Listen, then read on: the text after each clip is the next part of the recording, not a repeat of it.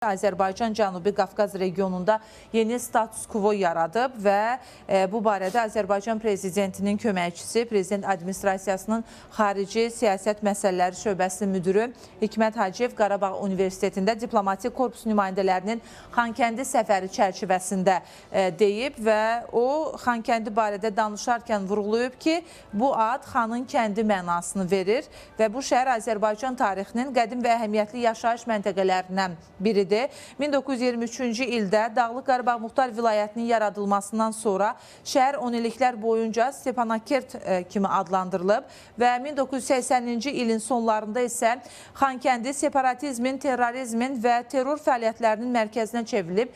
Bir daha qeyd edirəm ki, prezidentin köməkçisi Hikmət Hacıyevin açıqlamasını təqdim edirəm və bu da Azərbaycanda və daha geniş regionda uzun sürən faciəli münaqişənin əsasını qoyub deyə Hikmət Hacıyev vurğulayıb. Həmçinin də əlavə edib ki, həmin dövrdə şəhər beynəlxalq hüquq, o cümlədən beynəlxalq humanitar hüququn ciddi şəkildə pozulduğu bir yerə çevrilib.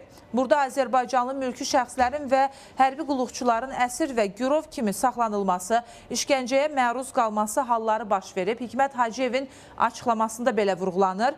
Bir növ bu şəhər Azərbaycanlı əsirlər üçün düşərgə rolunu oynayıb və soyuq müharibədən sonra beynəlxalq ictimaiyyət sülh və əməkdaşlıq əsasında yeni dünya nizamı qurmağa çalışdığı bir zamanda bu şəhər təəssüf ki, həmin prinsiplərin pozulmasının simvoluna çevrilib deyə Hikmət Hacıyev bir daha diqqətə çatdırıb.